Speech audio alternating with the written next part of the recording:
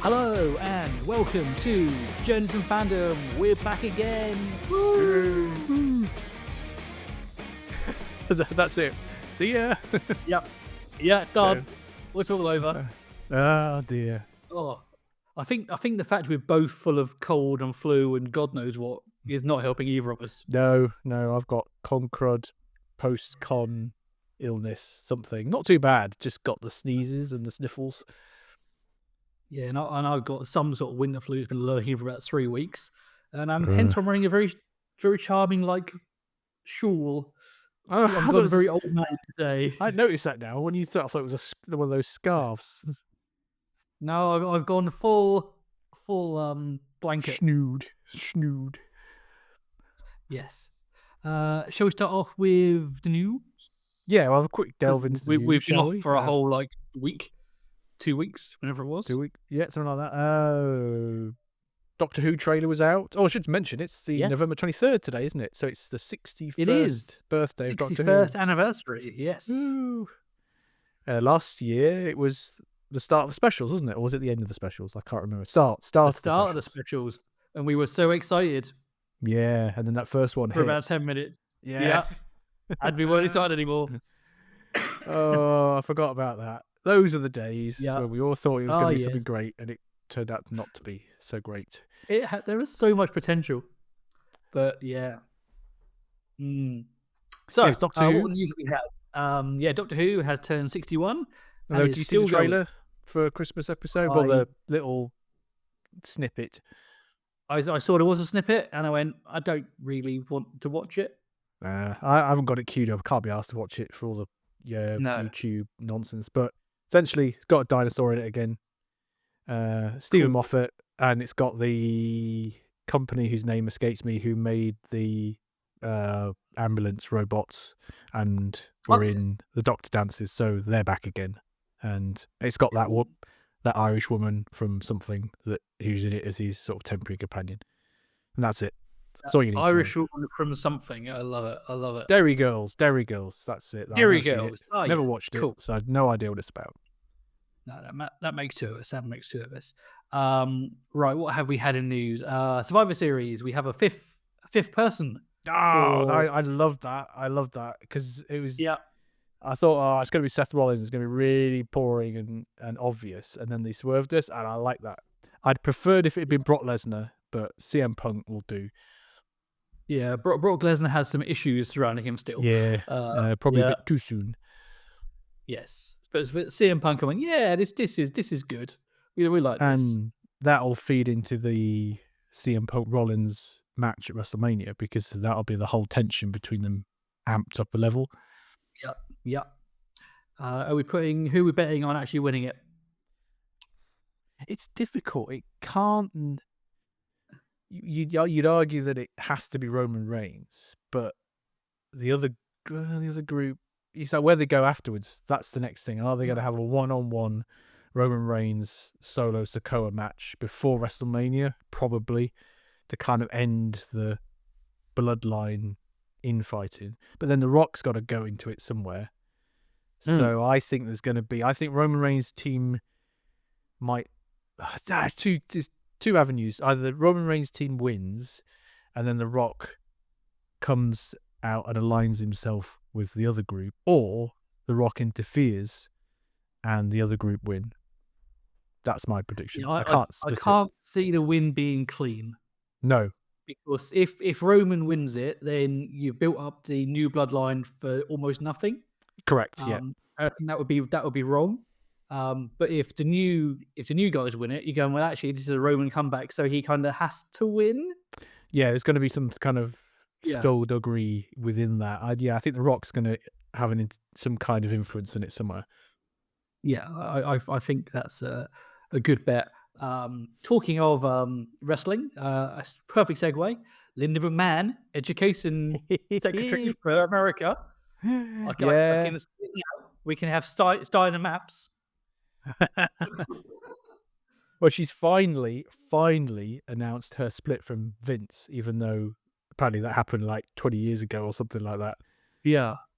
So, well, she's been in with Trump since year dot. She was in his previous administration in like a lower second level thing. So yeah, interesting appointments all round, I think.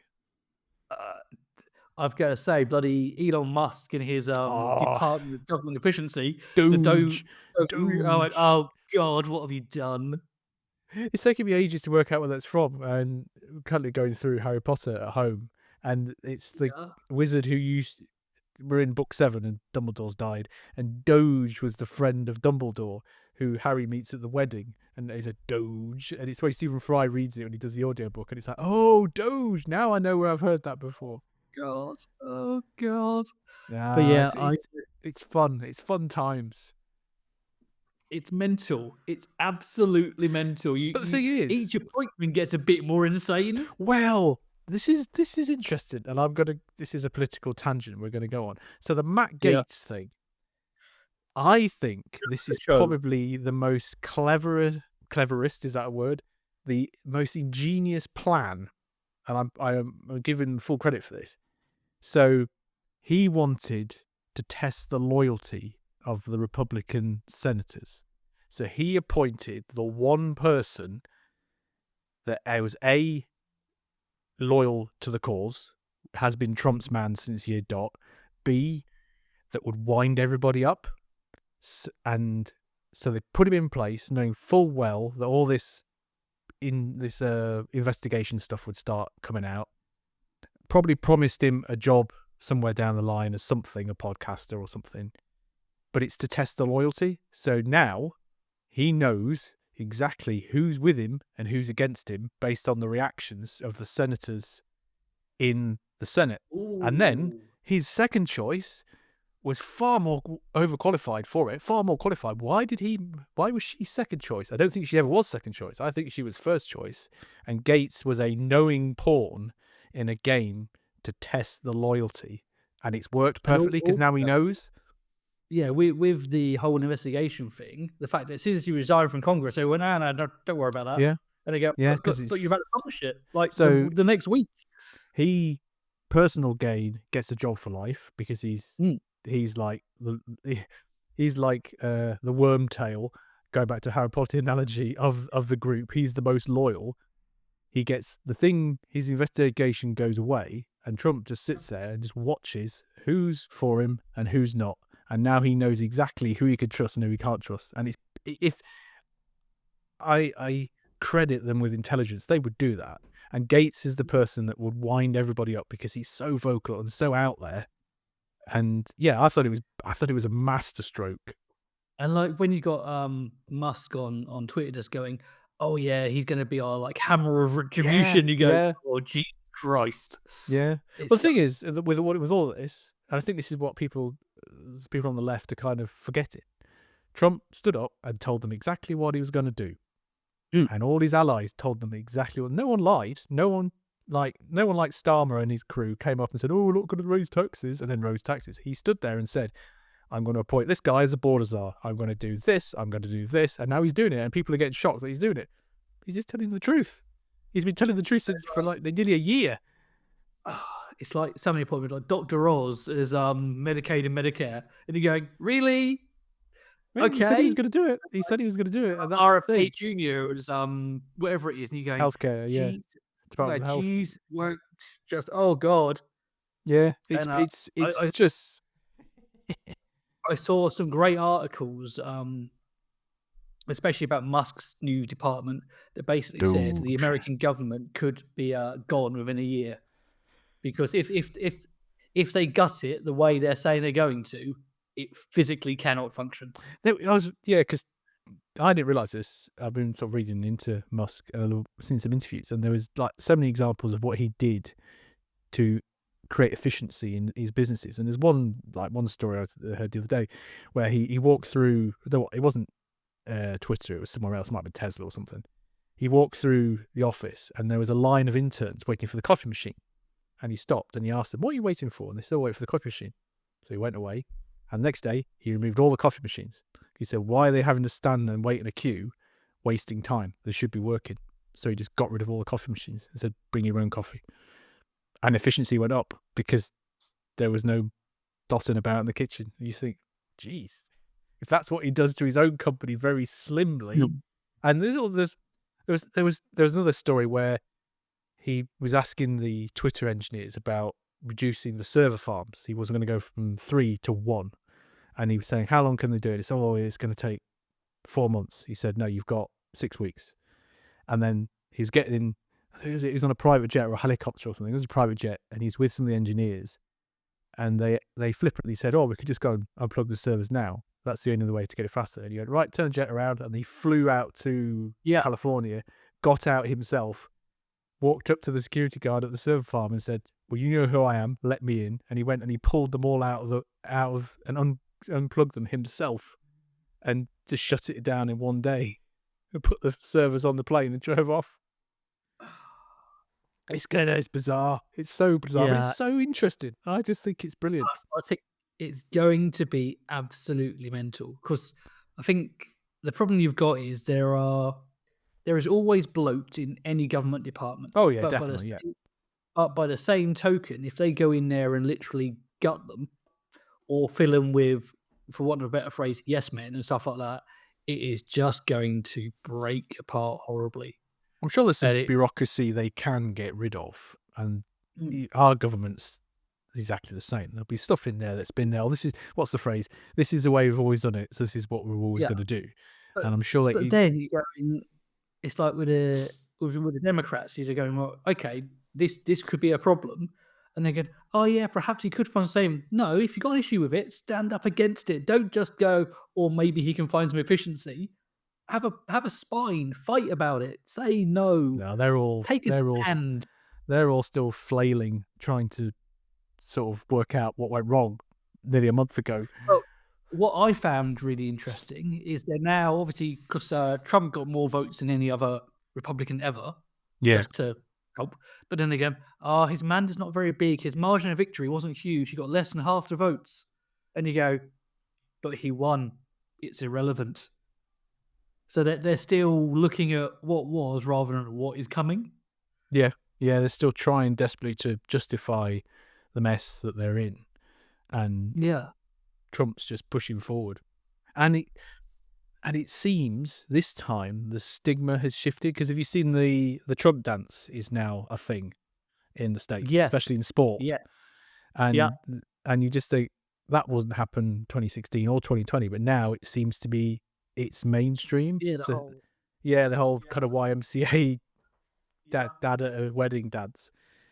And it's more mainstream, and he's now more popular, and people are coming out as being as supporters of Trump than they were ever before. So his popularity is there in the mainstream now. It's not just a stereotypical right-wing thing to do. People are genuinely like, yeah, we support him. Yeah. Which is creating that meltdown even more amongst the people that actually hate him, because they can't understand it. And I think that's the thing. If you have an issue with him, you've got to be able to dig down and fight and actually take a stand and engage and have an opinion and voice that opinion. The whole, I've retweeted someone, does nothing. What do you think about the whole Twitter exodus to Blue Sky? Oh, there's 3 levels to that. You've got the Guardian. It's the ultimate virtual signaling. We're not going to this is the newspaper who had to give their staff counselling because Trump won. I'm sorry, that's rubbish. Blue Sky, like whatever it was before, it's just flash in the pan, and it's actually quite funny watching this week because all those people have moved, and to wind them up, all the right-wing people have now moved on to Blue Sky as well, just to take the piss. And Blue Sky's moderating algorithm can't cope, and it's gone out of control, and it's moderated all sorts of random stuff. So it's like a very startup-y type product that can't deal with what it's now taking on. But it's the usual. I have to post on Twitter to say I'm leaving Twitter. The best one I saw, and the best British example, was when the Clifton Suspension Bridge account said it was leaving Twitter, and some of the responses were brilliant on there. And it was like the proper British humour about, well, that's the end of the world now if we can't see the tweets from the Clifton Suspension Bridge. And there's all kind of puns around bridge-related puns, and it's like, oh god, I think the thing is, with Twitter, you either in your echo chamber or you're not. And yes, since we talked about it last week, didn't we, the week before last, when it was last podcast, it is more full of ads, and you don't get, no one ever responds to my tweets because you don't see them for all the nonsense. But right, like it or loathe it, Elon has made it completely the opposite of what it was. What it was before was a heavily moderated, heavily left-wing orientated platform. Now it's a free-for-all, and the right-wing people seem to have the largest voice.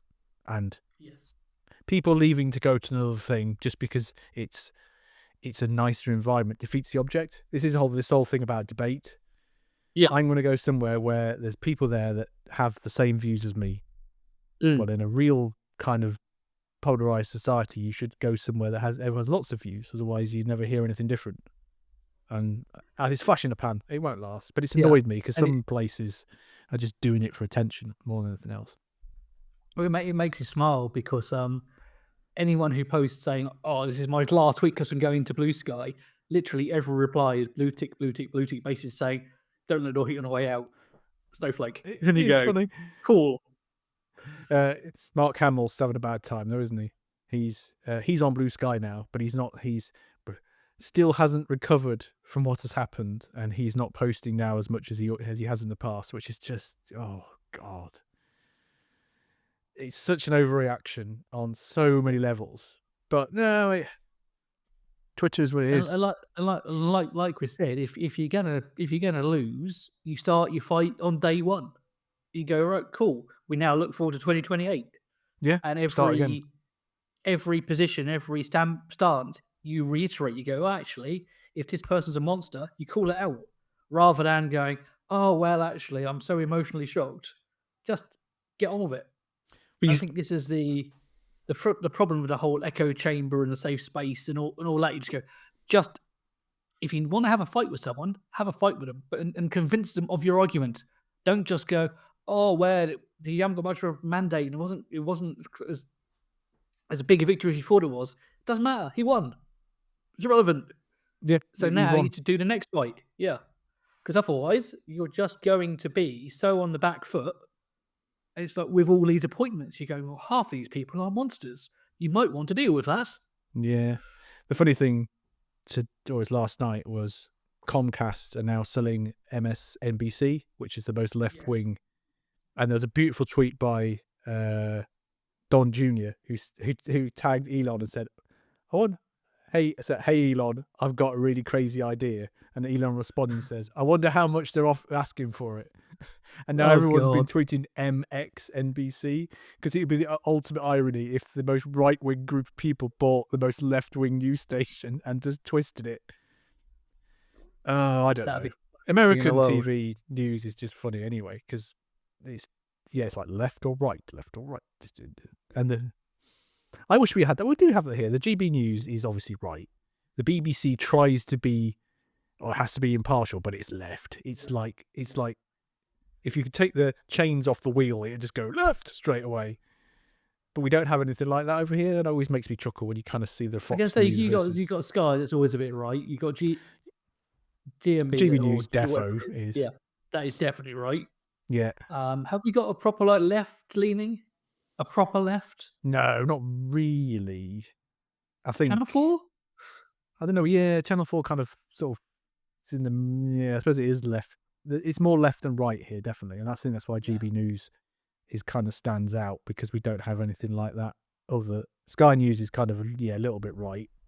Yeah. Although GB News is getting more viewers there. There was a poll out this week, wasn't there, saying that it now trumps, no pun intended, BBC News and Sky News for viewer figures, which is interesting. Fun times. Yes. But anyway, that's enough news. That's 20 minutes talking about politics again. Yeah. We should have a second podcast. Yes, we should. In politics.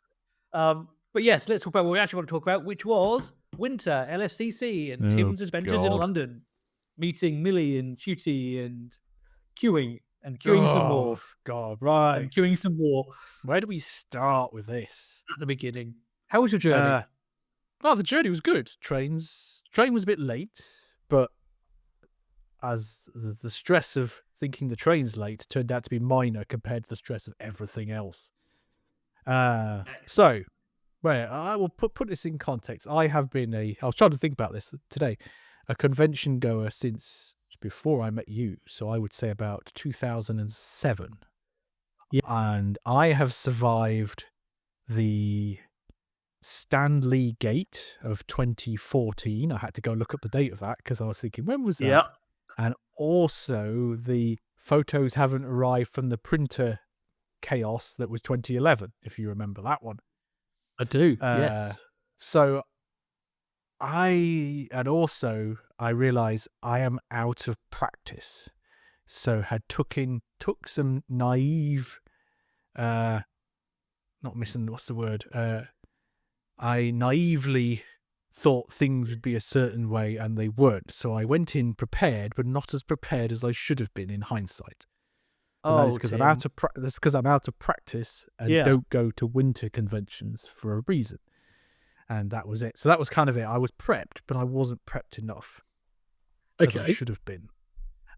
So I went down. So the history to this is Ncuti was announced in July and Millie was announced in September-ish. So by November Rocks round, I'd already bought my tickets. I'd already said I'm not going for 2 days. I'm not staying over on the Friday night because the hotels were expensive. There must have been something else going on in London at the time. I thought, bugger it. Diamond Pass is actually cheaper overall than staying in a hotel and paying for all the nonsense that goes with it. And also having to wheel a bloody suitcase around and stuff like that, or bag around or whatever. So then I used the schedule from the summer convention to kind of plot how I thought they were going to do the Ncuti photo shoots, so I knew which train to get. And that worked. I was quite chuffed with that. I used my instincts and booked a really early train, and if I hadn't booked an early one, we would have been screwed. And we got in at the right time to get his autograph. So I was quite chuffed about that. So I look back at it and think, yes, I planned effectively by using Rupert Grint as like a template for when they're going to be doing his schedule, and it worked. Ah, clever boy. So I was clever. But then come the Thursday before the event, this is the madness. We all get an email saying Ncuti can only stay for half a day on Saturday, but don't worry, he's coming Sunday morning. So, and you can take your Diamond Pass and still come on the Sunday. And I'm thinking, quite a lot of us, probably me included, have already planned our day, and we haven't got the scope to go on a Sunday. So bugger that, I'm going on a Saturday. And Millie was doing both days anyway, I think, so it was irrelevant. So, with that in mind, we all rocked up at Olympia, right? So obviously Diamond Pass.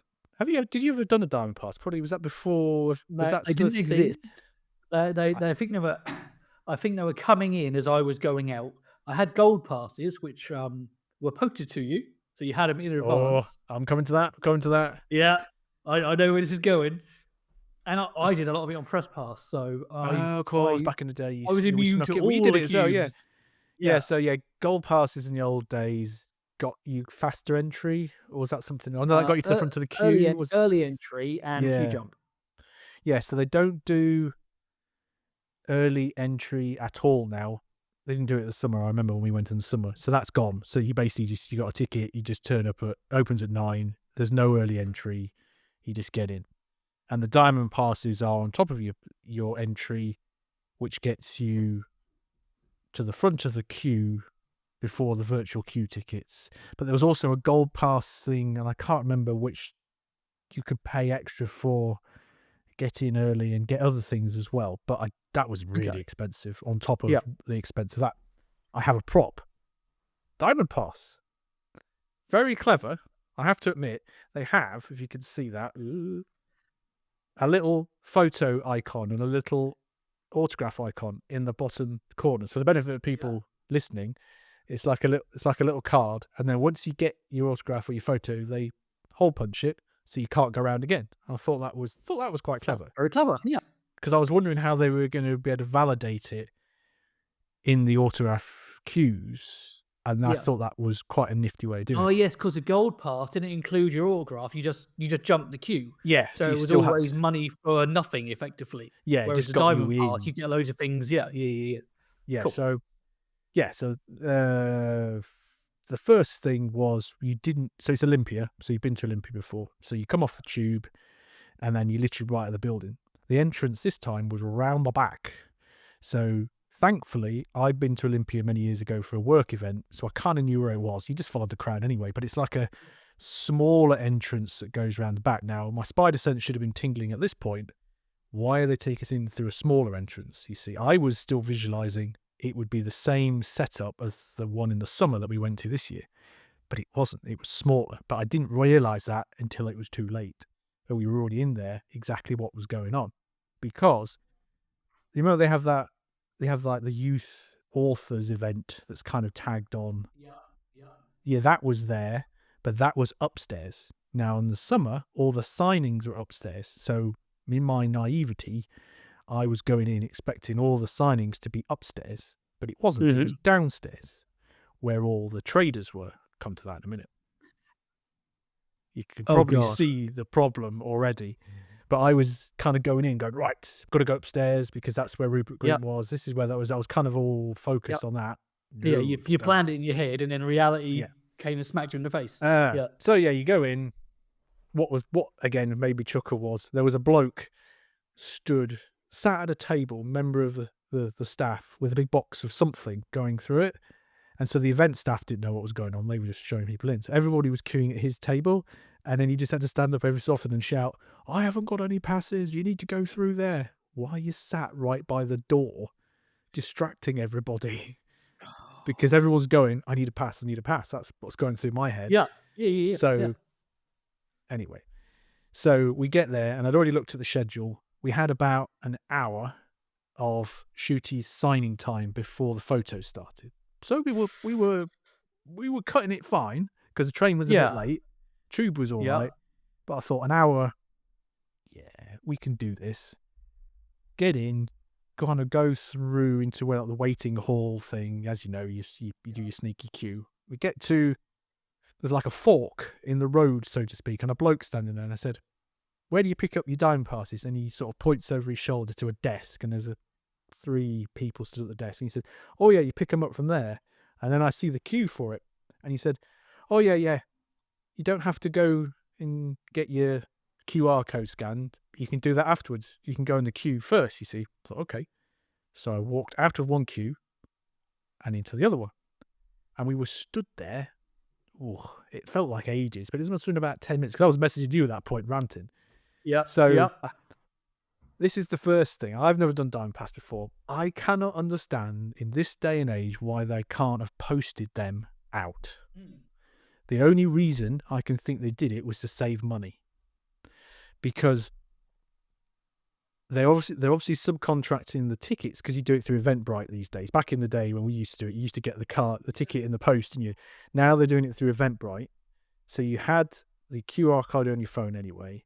You got an email telling you what batch you were in ahead of the event, so you knew which Diamond Pass batch you were in because that becomes important. Why they couldn't have posted these things out, I do not know, because that was probably the whole day, that was the most backwards process I've seen, because what they were doing is they had 3 members of staff. They had to rummage through all these A to Z envelopes. You had to show photo ID, which they didn't tell you about. And it's a good job I had my bloody driving license on me, because I would have been screwed. Because this day and age, you've got a mobile phone. You don't need to pay. You don't take any credit cards, because they said photo ID or credit card. I was like, well, it's a good job I've got my wallet, because I would have had nothing. Yeah. Didn't tell you about that. But it was so slow. It was ridiculously slow. And I'm thinking, they're just saving money here. The amount of money they must have made on this event, they could have posted them out. There's no excuse for that. Admittedly, I think also if you're posting stuff, you don't have to rely on the Royal Mail. And how many people, because you're going to have to send it recorded or next day. Yeah, okay. Because otherwise people are going to go, I've not received my pass, and suddenly they're going to have 20 passes. Okay, And I can understand. Yeah, I think that's going to be the defense for Yeah, I suppose. Yeah. Okay, I can see that. The overhead of dealing with difficult people on the day would probably be higher than just getting everyone to queue. There must be a more efficient way, or just put more bloody staff on the bloody desk instead of having 3 people squashed on 2 tables. Well, Make it 6 people. UK Games Expo, they have a whole hall the size of like MCM. It's just literally pods of people just giving you your Monday, Tuesday, Saturday, Sunday tickets. And you just go up, you get like tickets, job done. And if you booked any side events, they have those at the same time. But there's like 30 people giving tickets out. But Game Expo is probably bigger by a long Yeah. way. And you can also do it on like the Friday or the Thursday evening to get in, get your ticket ready for the Friday. Yeah, they did have a thing you could pick up your passes on the Friday, which is, to be fair, if you lived in London, yeah, I would have done that. Yeah. I think more staff would have helped. Mm. We're obviously in like a separate hall, which had obviously the queue system in there. So you're kind of in that contained thing. But thinking back to the summer one, it was a similar setup because I remember walking in, doing the QR code, and then off to the right, there was a small desk, and it was a small desk for diamond passes. So they'd obviously upped the number of staff, but yeah, they should have made that more efficient. So that annoyed me. Yeah. We completely bypassed the entrance because you kind of walk to this queue, and then they had this really lame piece of tape that was sort of cordoning off the rest of the thing to get in, and I just said, I'm not going to queue up again. We're just going to walk straight in. I'm not screwing that because we were already late anyway, and it was a good job we did because it was like, yeah, there's no security here. I'm just going to walk in. So we just walked in. So we walked in, and all right, beeline to Ncuti's autographs. Oh, I should also point out I had my son with me as well. So this is his first proper convention scavenging autographs. And to be fair to him, he did really well. We spent near enough 2.5 hours in a queue from the moment we got there, and he did really well. But he was with me as well, so I was briefing him, right, this is what we're going to do next. Off we go. Stick with me, otherwise I ain't stopping. I'll pick you up when I leave. Yeah. If you get lost, you'll be left behind, kind of thing. Yeah. So he held on to the back of my rucksack. I was like, right, let's go. And we were off. Yeah. So straight over to Ncuti's autograph queue. I've got some visual aids. I love a visual aid. I'll show it now because I'll come back to this. So for the benefit of the tape, I have a plan. Christ. So this is the map of. So right. So you come in. We came in. You can't see it because I'm pointing where the top arrow is. The top orange arrow. Yeah, is where we came in, and his signing area was in the yellow. What's the kind I'm clicking on now? It was in the yellow guest signing thing next to the points. Yeah. They were in their special bay with him, Ncuti, Millie, and Michael Sheen was there as well. So so this is all the ground floor of Olympia. So the blue box was all the traders, and hindsight, looking back on it, the traders were only half the hall, whereas in the summer it was the entire hall. But it wasn't until I kind of got back, and the rest of the signing was there. And you'll note the photo areas because that becomes important later. This is all good cryptic stuff. So, run over to his autograph queue, and I see the dude, and I said, which batch are you doing? He said, oh, we're doing all batches. I was like, right, in the queue. And literally, they cut it after us. So 10 minutes later, we would have missed it because he had to. They were talking, and they said he's got to get through all these, and then he's got to go and do his photo. I was like, whew. The space for the queue was minute, and they made a snake back and forth it was a ridiculously small space. It's like a living room size, all kind of crammed in. So no, not bloody ill. And we kind of snake round. And got to the thing. So he was obviously set back, as all the big guests are, so you couldn't sneak a photo of him. Somebody tried. He had a big, not the stereotypical security guard of old, but a suitably large security guard stood next to him, looking suitably twitchy. Yeah. Oh, this reminded me, when we went in, we had a bag search, and I've never had this before. The bloke on the door made me drink my own water. to make sure it wasn't like acid or, I don't know, explosives. I was like, I've never had that anywhere I've been. He said, can you drink this for me? I was like, okay. But yeah, bizarre. So my son was like really enthralled by the fact you could put explosives in liquid, and I was like, oh, well, it might be acid, battery acid. Don't know. Anyway, yeah. So yeah, the Ncuti guy was really twitchy. Ncuti was really nice. He was, obviously they were trying to get him to production line it, but he wasn't. He was talking to everybody, especially the kids. So positives from the thing. He was so much energy. He wasn't in any way, intimidated by what was going on. And he was really speaking to everybody, which was really nice. So I can't fault him. Yeah. And he looks taller in real life, which is kind of weird. You know, when you kind of see someone, you kind of think you know how tall they are. But no, he was really nice. So all the way through it, can't fault him. He was good. He was a good guest. Excellent. For what it was worth. So yeah, we got the autograph. And then I was like, right, we're going to go next door to Millie. Her queue was not as big, but we still jumped it. They were doing batches again. I was like, just going to get in the queue, just wave the card about until you got in. There's certain things I'm going to say on this review that I don't know if I'm going to keep in it, but there's something wrong with her face. There is something. I don't know what it is. My son said she looks sweaty. Her face, I can't put my finger on what it is. Because that video that was on the Facebook, I thought it was just poor quality. But no, I don't know. It's like she's had work done, but then I don't know. And then I Googled it to see if she was ill or something, because she does not look anything. Well, no, she looks a bit like, but she looks completely different to what she looks like on TV. Now, bear in mind that was filmed a couple of years ago. Was it a year ago? I can't remember when it was. But there's something, she looked different. And I can't put my finger on what it was. It was kind of weird.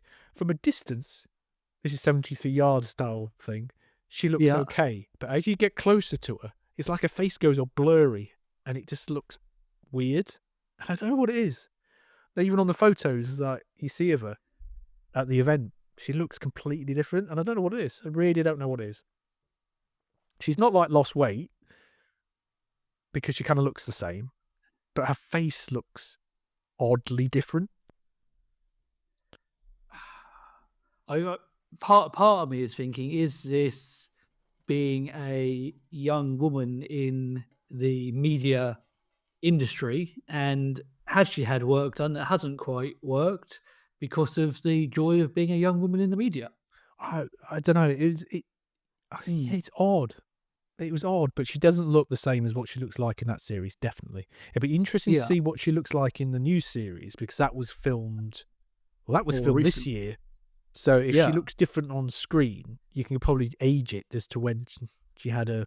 But I Googled it because I was like, surely the tabloid press has caught up with it. But no, there's no articles about it. She just genuinely looks different. The fact that my son said it as well, she looks different. It's not just me saying it. Yeah, because when we saw the video, we went, "That's weird." Yeah, it's her eyes. It's kind of her eyes look odd. Like I thought maybe it was her cheekbones, but then it's her. It's like she's got an allergy or something. It's like I couldn't put my finger on it, but she just didn't look the same. Yeah, it might be. It might be a reaction to something. This is the thing. It's all those unknowns. But yeah, you don't want to be mean, and it's that stereotypical thing. Is it? Someone had work done, but that's kind of the thing you would say. But she doesn't. She's only like early 20s. You wouldn't think it was that. But then again, like I said, if you're young in the media environment, if you're told repeatedly, "Oh, you don't look right," people can then they don't see what we see in a mirror, and so there's so many potential reasons that But she was very nice as well. Not as chatty, but she was sort of quite bubbly and stuff like that. And so yeah, couldn't fault her for a decent guest as well. So that was good. Then we got into photo shoot gate. Right, back to the reference. Back to reference picture. They were both in photo shoot A. Photo shoot A on the map is not where it was. Photo shoot A was where the props one was here. Props one was in the corner. You will note how close photo shoot A, the new location, is to the traders. Oh, I already know what's happening here. Yeah. So we rock up to photo shoot A. Yeah. The problem really didn't start until later on, but it was manifesting itself. So you rock up, Yeah. and there's literally traders, walkway, nowhere to stand because they've got to put another one of these snaking back on itself queues in a very small space. Yeah. So literally, people were standing in the walkway near the traders. God forbid, they wouldn't get any business behind this because it was just an absolute mess. So you were kind of stood around, as you probably know. Obviously, you're waiting to get in. It became evident at this point that, and anecdotally listening to the feedback, that if you didn't have a diamond pass, you really didn't get anything. So there's a whole thing there that this was probably the first one that was now at that next level, where if you didn't pay the exclusivity fee, you were not really getting anything on the day. You had to come back, or you just had to chance your arm at the end of the day. But he wasn't there at the end of the day. So, because they had 10 batches in the one that I bought, and I bought mine back in July. And Yeah. then they had another, they were the blue background. And then they had Okay. another raft of pink background. And I couldn't work out how many batches of them there were, but there was certainly 2 lots of diamond passes. So I'm working on, say, 10 batches each, Mm-hmm. 20 people per batch, possibly, maybe at a guess. So what's that? 10 times 20, that's 200, 400, maybe more than that. So that was the diamond pass element of it. And then you had everyone else who didn't have diamond passes who were just standing there.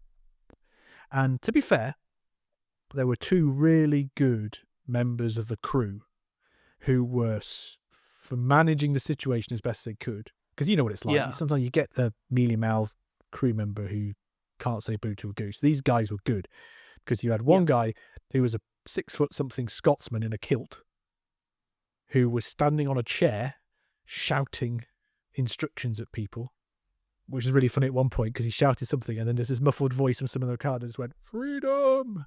And it got a nice little laugh from everybody.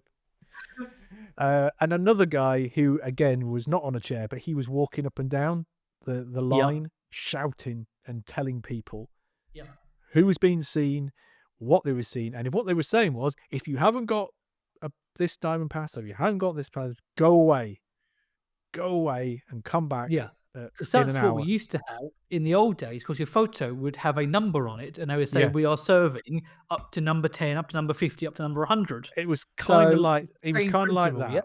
Yeah. But the problem was no one was moving because in the mindset of the geek, I want my photo as shooty. I've come to get my photo as shooty. I've got nothing else that's interested me. I'm just going to stand here until I get it.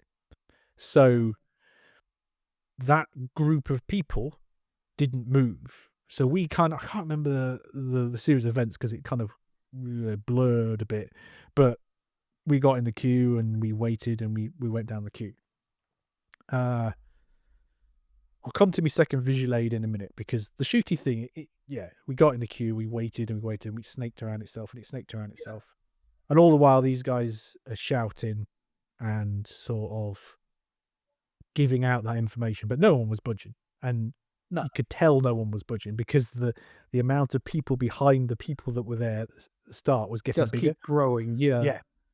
So we got in and it's fine. You go in, printers are all there, do that. It was literally one in, photo, and that was it. It was a production line, which is what I was expecting. I wasn't expecting anything less. But again, he was very nice. He was talking. There was he was touching people. It wasn't like a distance kind of thing. It was good. Ncuti Gatwa was there looking really twitchy.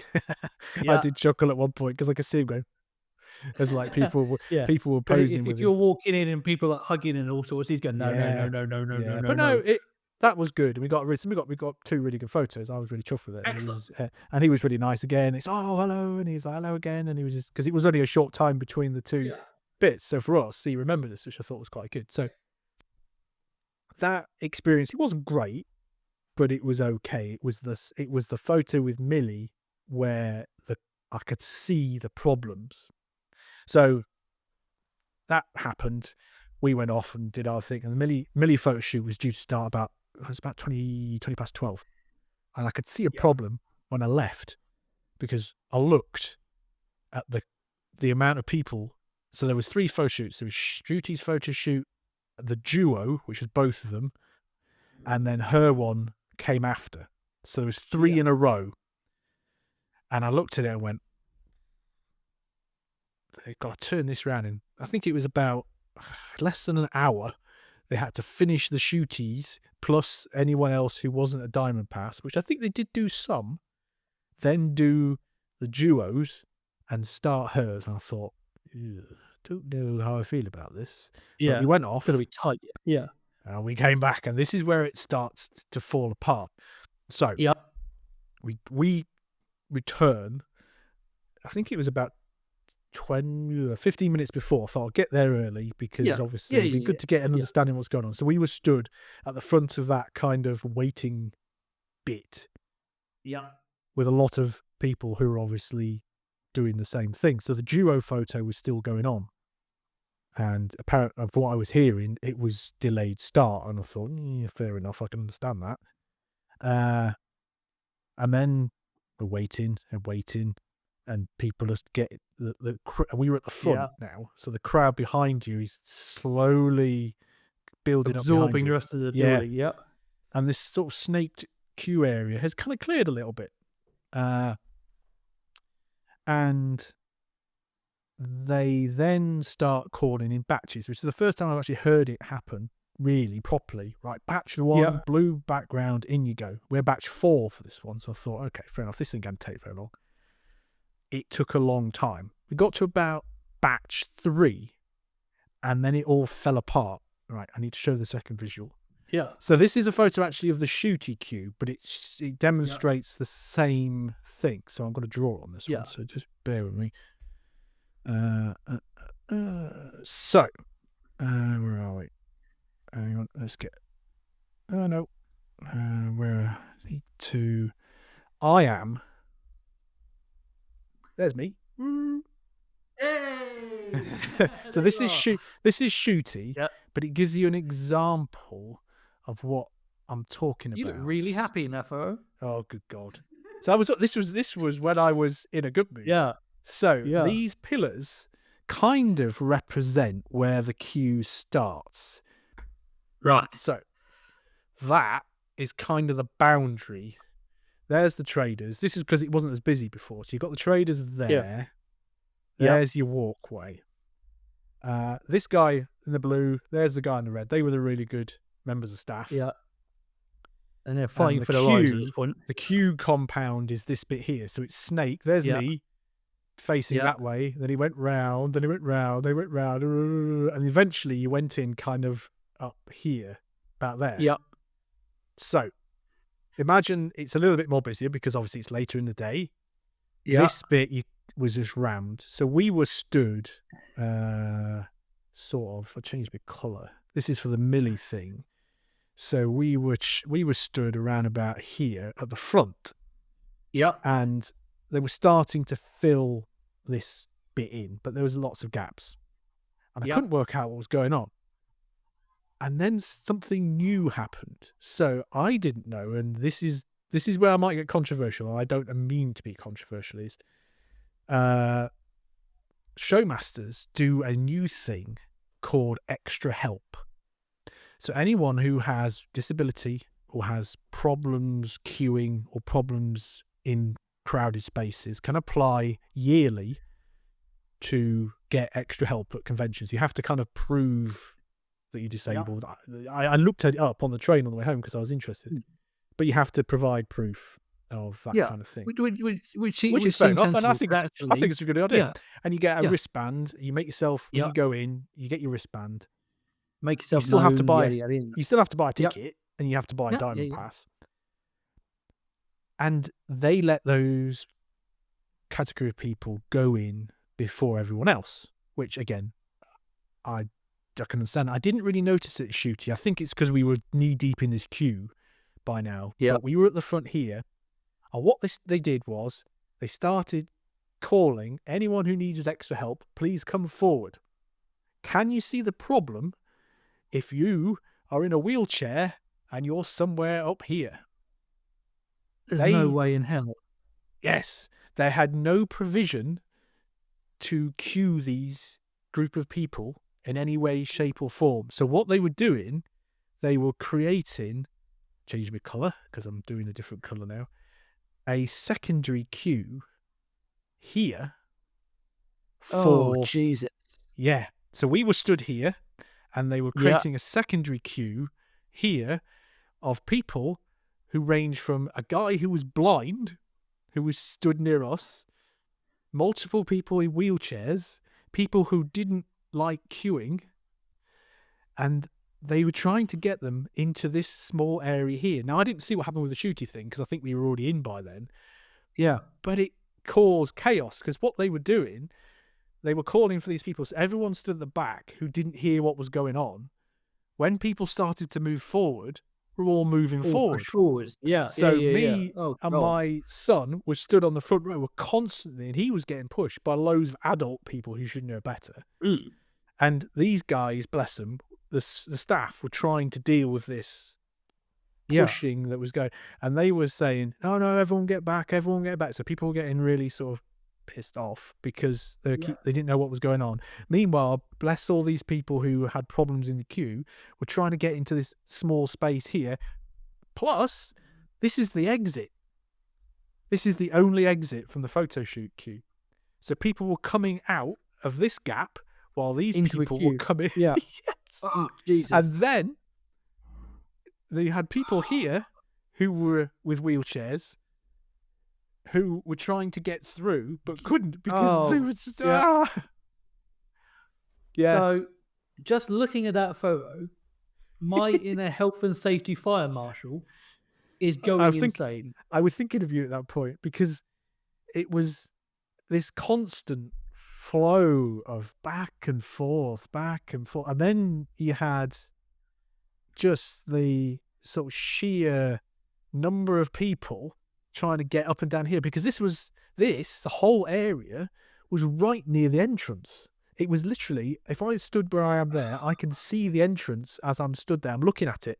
It is literally, I could hit it, I could spit and hit it from that angle. It's so close. Lord. So this is one of the main thoroughfares into the con. So at the moment, this is Ncuti. It's busy, but you can see everyone looking towards the queue. Yeah. Double the amount of people. Add in the wheelchair group, and you've got this whole clusterfuck of people just coming, just trying to get into the. They had. And there's no signage. No, there's nothing. So you had these two guys who, again, I can't fault them, were doing a really good job. Yeah. He was walking up and down. He was kind of stood in that area, and they were shouting. But it was loud. It was busy. People were getting pissed off. And then this constant pushing and moving because they weren't letting people get into the queue. They'd really enforced that. So there was a big gap. So if you were stood at the back, all you could see was a gap in the queue. And then suddenly people behind you start moving forwards because they're in a wheelchair. Oh, right, I'm going to move forward now. Sod you, little kid, move out of the way. I'm going to get to the front. So we were stood there. It was 12:25. It was supposed to start. I reckon we were there until about 22, maybe even 1:45. And my son turned to me and he said, "I'm scared of standing here. I want to go." And I said, "Are you sure?" And he said, "Yeah, I want to go." So we went. Problem is, we couldn't get out because this area was all blocked off. That area was all blocked off. Everywhere was blocked off behind him. So in the end, I thought, I don't care if you're in a wheelchair or not. And I just literally barged my way into the exit queue and managed to follow the flow of people. But it was chaos. Absolute chaos. And it didn't stop because we went back before the end of the time window just to see what it was like. And it was still the same. I saw the same faces stood in the waiting bit who blatantly didn't have diamond passes, still stood there as I'd seen 20, 30 minutes ago. So yes, we probably would have got in the queue eventually, but he didn't feel safe stood there, and I can see why. But it So was an did you get absolute your mess. Millie photo? No, I have emailed them and asked for a partial refund. I've not had a reply yet, apart from an automated response saying we are receiving a large amount of emails at the moment. I've cited exactly what happened, and I said I presented myself multiple times during the photo shoot time window during the morning and felt the area was unsafe for a small young child to be in. These elements of overcrowding and crowd control are out of my control. Therefore, this is the reason why I want a refund. So we'll wait and see. I don't think I'll be getting it. But to be honest, I don't really care, because by that point I had enough as well. It was like, oh, I've had enough by now. In all honesty, just looking at that like low amount of people photo, my health and safety brain was going, "There's no way. This is a problem waiting to happen." They And blatantly you add in 20% more people, and God help you. They oversold it, and that was my other naive thing. I'd forgotten that showmasters do that. Maybe I've been too great. That they oversold that ridiculously. They oversold it and didn't stop selling tickets. So Friday night, they were still selling diamond passes for Sunday for Ncuti. That's how. And if you think, if they were telling people to come back on Sunday morning, or on the day they were telling people come back tomorrow, and they were still selling tickets the night before, they oversold it big time. They should have capped it when they knew he wasn't coming. They should have stopped selling tickets, because they've capped thing before, but they'd oversold it, and then it backfired on them when his time was reduced. I think had he been there the whole day, it would have been more spread out. We would have still gone for that early time window anyway. Ironically, it wasn't his photo shoot that was a problem. It was her photo shoot, but because he was oversold, it had the delay factor that caused everything else to get backed up. So I have a question. Yeah. So the Diamond Pass. Yeah. So the wording in the terms and conditions of the Diamond Pass, does it say you are guaranteed to get these diamonds? I've checked that. And there is the only thing it says, and the small print is there isn't much, is you have to make an effort to be there at the time. It's your responsibility to make sure you're there. So we were there, we waited, it became an unsafe environment, we came back, and actually the staff said, no, you need to come back later today. I couldn't do that because I'd already planned to travel home based on their schedule, based on the fact that I was a low batch number. So the thing that I've got that I'm pretty certain I could wave at them is that you created an unsafe environment for a child. Therefore, that's out of my control. That isn't my responsibility. My responsibility is safety of my child and myself, not. And if you've understaffed or oversold, which they definitely oversold that, then that's their problem. Yeah, because thinking about it as an outsider, if it had been you and me in that queue, we would have sharpened our elbows and just waited it out. You got to kind of take. And that's the thing. Like with a youngster there, there's that whole other thing. Like if I'd have taken my partner who herself is wheelchair, you just go, well, actually, that sort of crowd would be horrific because you can't get anywhere. That extra help thing was bizarre because they were obviously doing their best to help people, but it was making it worse.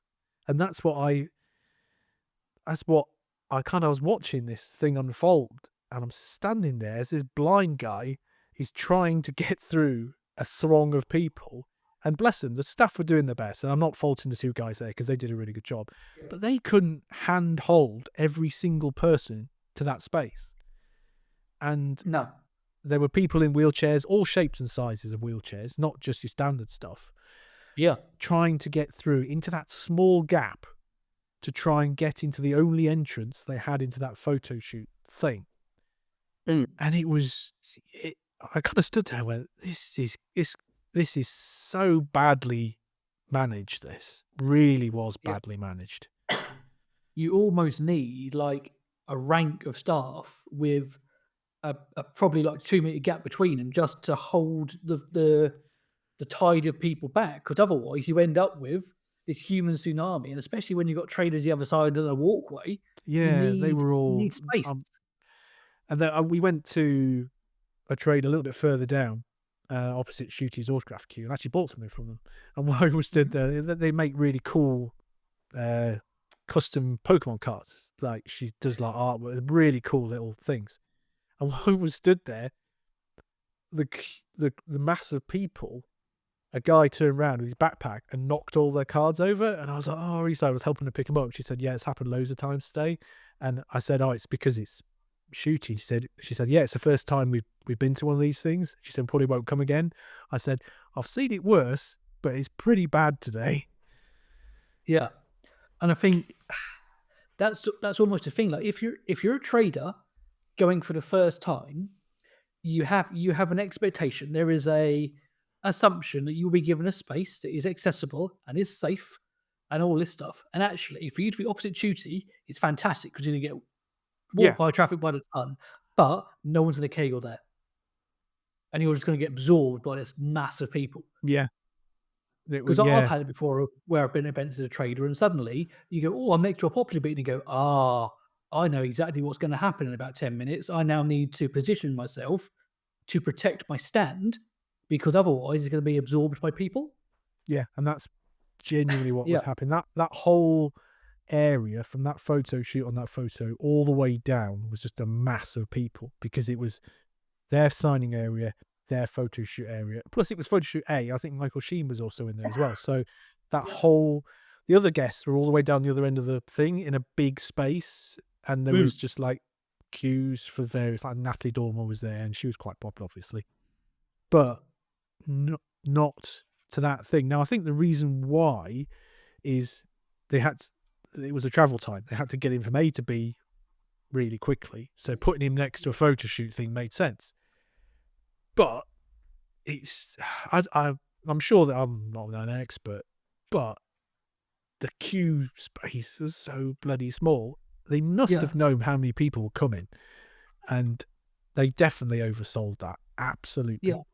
And to be fair, we've seen guests that are as big, if not bigger, be walked through the middle of Olympia or wherever, and they just surround them with a few security people and just barge through. So, yes, I can see why you put them next to them, but actually, you could have got in from one side of that hall to the other Yeah, relatively easily just by a small army of big people.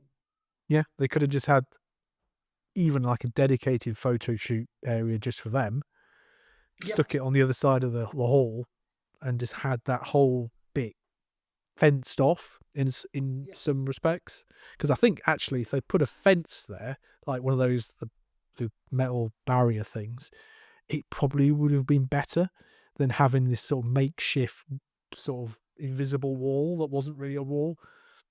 yeah, But it wasn't good, and I'll be very. I'm gonna push it with the refund because I'm due a mm, refund on Shooty because you got as part of the Diamond Pass you got a talk, but he didn't do it till the Sunday, so they've yeah, already acknowledged that they're going to give people a partial refund. But I was going to say something went out of my head then. The refund around her one is because of everything else. Like it is the knock on effect. So I mean, I'm going to push it on this that was it. The guaranteed Diamond Pass was the single photos. Why they didn't do the single photos first and do the double one after, I don't know. Because, in a sense, from a business point of view, they're the ones you've guaranteed. You have guaranteed in writing that if you've got a Diamond Pass, you're going to get a photo, you're going to get an autograph. Why put the duo photo on in the middle? Probably because he was already there and they could slot them in and they didn't have as many. Makes like that. But if they've guaranteed it, surely they should have flipped it and done it the other way around and put the duo on at the end. Yeah. and then that way Yeah, you can you see the logic because guaranteed. obviously you get him in, you use the overlap, and then you have her just on her own because then you can get him back signing again or doing whatever. Yeah, Because otherwise he's in, out for a bit, and in again, and I can see the effective use of time, but also from the guaranteed item, yeah, it's a really difficult one, yeah, especially with that time cut, and that's probably what has screwed the whole thing because they've been assuming, "Oh, we can do this, we can do this, we yeah, can do this," and then suddenly we go, "Sorry, guy, can do half a day," and they go, "Ah, yeah. shit." We've already, and it was so late on. Oh shit, we've already oversold this. Mm, We're How are we going to manage it? And it felt like they didn't change the plan.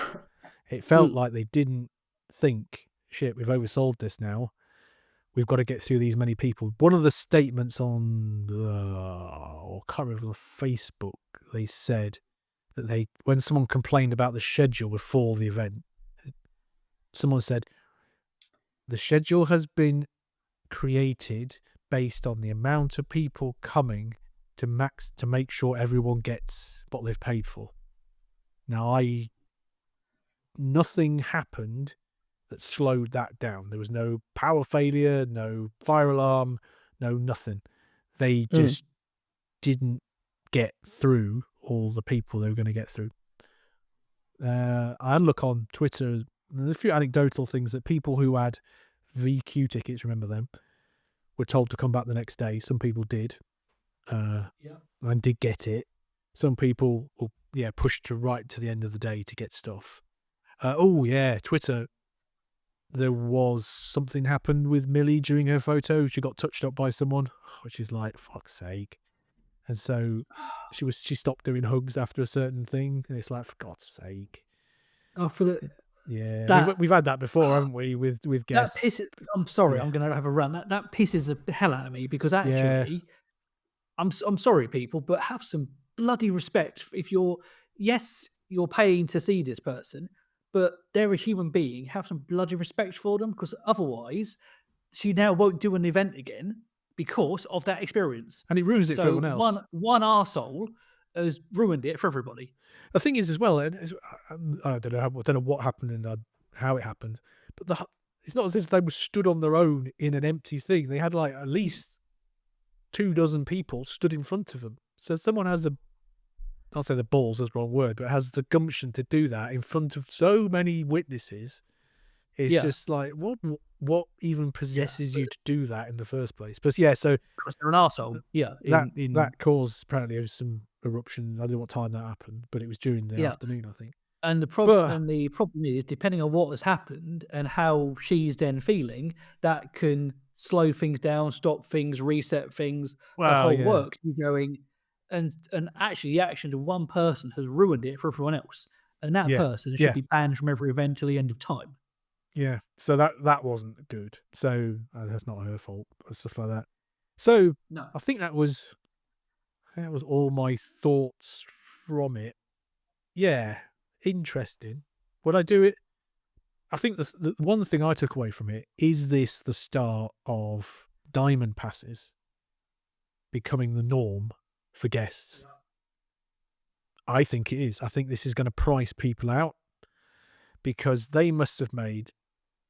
Let's do some maths. Say there's 20 people per batch minimum.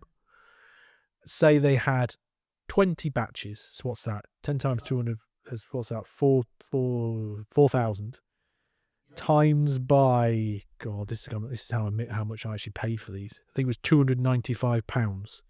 So Bloody Christ. yeah, which I in my defence I paid off, and it was cheaper to get to the hotel. But Yeah. that's times 4,000.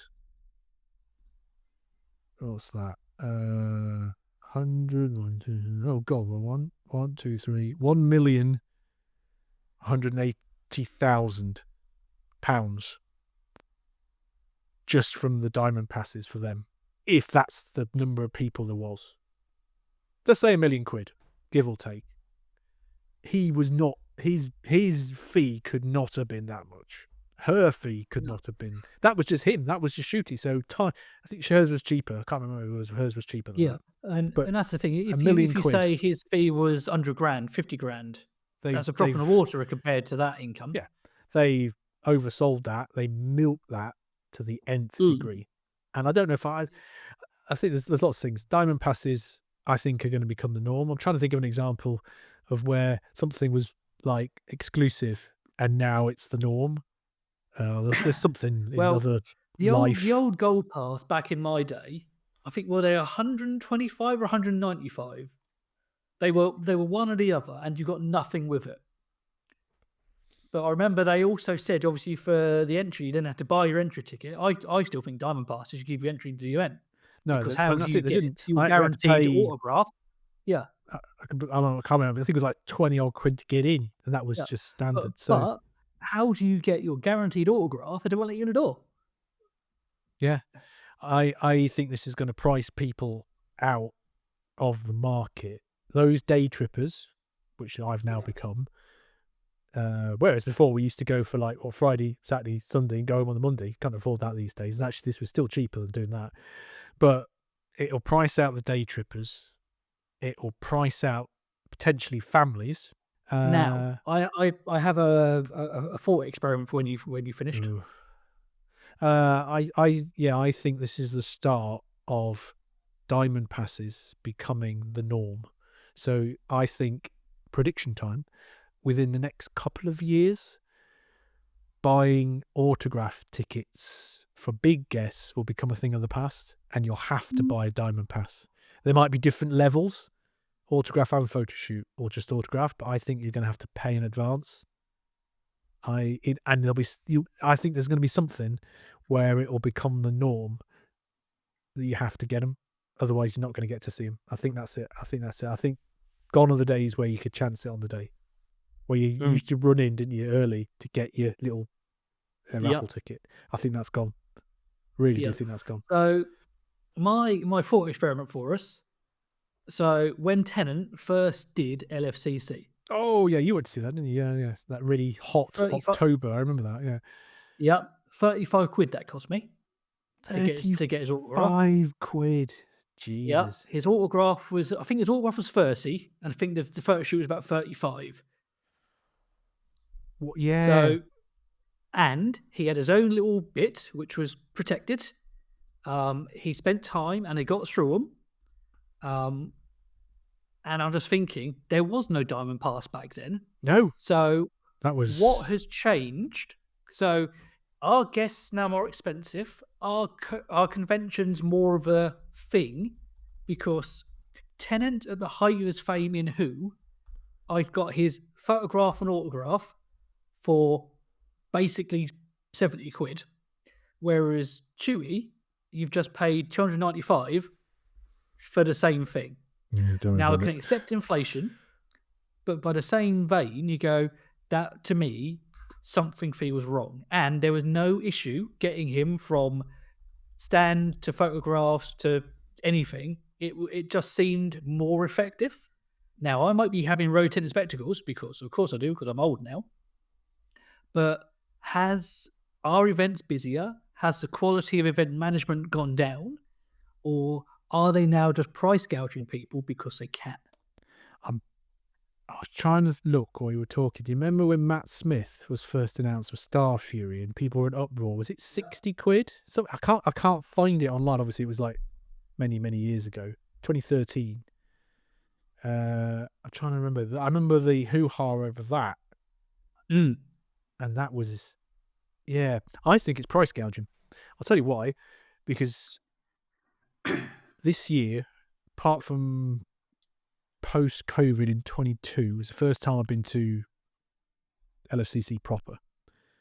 I don't see anything different in the way they run it, apart from the Eventbrite thing, a couple of things around the edges, than what they used to do when we used to go all the time, like in the early 2000s. Mm. I can't see anything different. Again, They haven't using increased. Eventbrite, are they paying the fees or are we paying the fees? We're paying the fees because I had to pay, So yeah, credit card fee, yeah, whatever it is, booking fee. Yeah. So again, back in the day, we used to be posted our tickets. So you got all your autograph tickets and stuff like that, all sent to you in advance because you could book them early. Yeah. And you go, well, what's changed? Why can't that be done now? Yeah, I think, if you look at showmasters, they still get volunteers to be staff. Yep. There's nothing there that that is any different. The only thing they're doing different is they're doing more events during the year, because they do a couple at Birmingham now, don't they? They do 3 LFCCs. They do one in the springtime. They do the Scotland one still. They don't do Milton Keynes, I don't think, anymore, but they No, do Milton Keynes is others. long gone. Yeah. So they're doing more events. I think they're just price gouging it.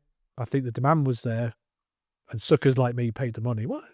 No, I'm not a sucker, because my son wanted to go and see him, and that's fair enough. And that's an experience he's never going to forget.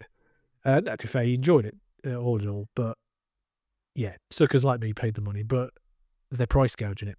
I genuinely believe that. I can't believe Ncuti Gatwa is that popular to charge a massive fee. They priced that to meet demand, and they got the demand. There was shitloads of people there, because he is the first event, still a relatively big TV actor in this country.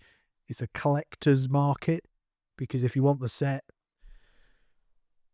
Oh, I went to one. Where did I go to one? 2022. Jodie Whittaker was there, and she was charging 50 quid, something like that. Showmasters event, and that was for an autograph. And I can't remember how much it was photo. I think it was about 100 quid in all. And that wasn't long. No, that was when she was still doing it. Mm. Well, no, she just finished. So it was that year, wasn't it? 2022 was when she regenerated. So, yeah, I might be a cynic, but I think they overpriced that, because they knew people would pay it, and people did.